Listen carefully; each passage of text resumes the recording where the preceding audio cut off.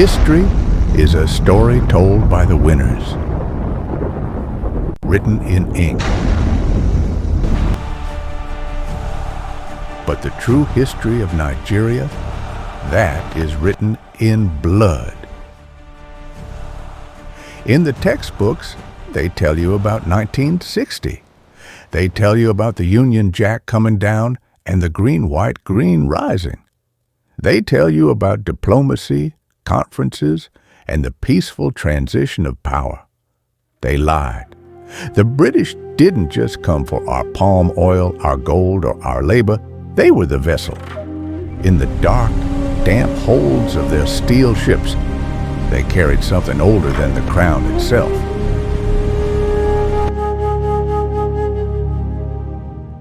Centuries ago, during the horrors of the Middle Passage, the American colonies birthed a mutation.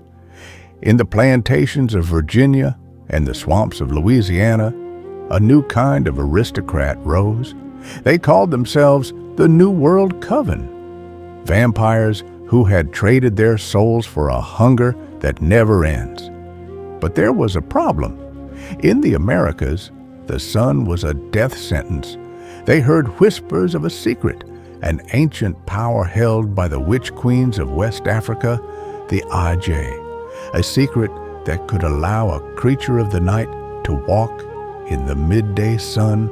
And so, in 1955, as the world prepared for Nigerian independence, the vampires decided it was time to come home.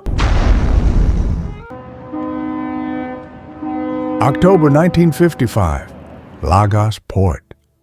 The air is thick enough to chew, a mix of salt, diesel, and the vibrant electric energy of a people ready to be free. Cutting through the morning mist comes the MV Empire Windrush. Not a wooden galleon, but a modern 1950s British motor vessel, sleek, black-holed, and terrifying. It doesn't dock, it looms. Thorn. To the cheering crowds, he is a special envoy from the Queen. He wears a heavy, charcoal gray three-piece suit, a stiff fedora, and dark spectacles that hide his eyes. Look closely. While the Nigerian dock workers are drenched in sweat under the blistering 90-degree sun, Sir Alistair is bone dry. His skin is the color of bleached bone.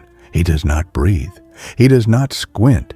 He moves with a predatory grace that makes the local stray dogs howl in terror and flee into the alleys.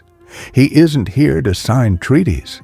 He is here for the heart of the Iroko, the mystical catalyst that keeps the veil between the spirit world and our own intact.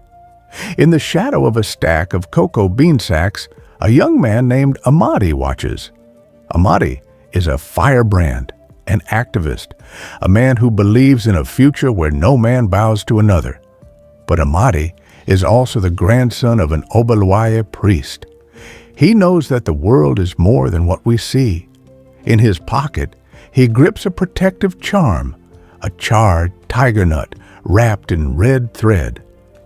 As Sir Alistair passes, the air around Amadi turns freezing. He sees it. He sees that the envoy's shadow is wrong. It doesn't bend with the light.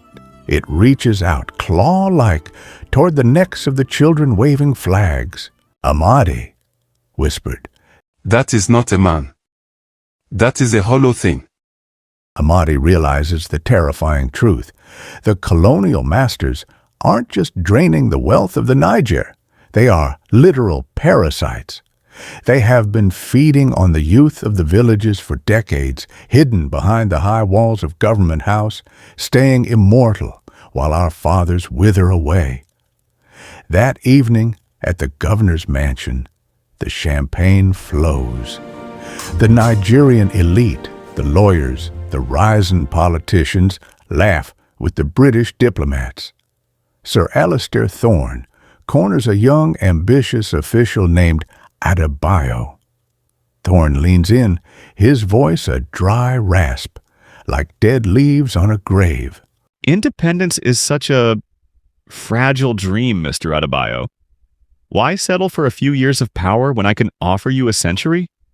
Why die with your flag when you can live forever in the shadows of the new empire? He hands Adebayo a gift, an ebony box containing a silver locket, the Ouroboros, the snake eating its own tail, a mark of the New World Coven, a leash. As Adebayo touches the silver, miles away in the deep forests of the West, an ancient Iroko tree begins to bleed dark, thick sap. An old woman, an Ajay, opens her eyes in the dark. She smells the salt of the Atlantic. She smells the rot of Virginia. The witch whisper. The pale ones have come to the soil they were stolen from. Let the moon prepare to bleed. The Union Jack is still flying, but the shadows are already changing shape. The untold story has just begun.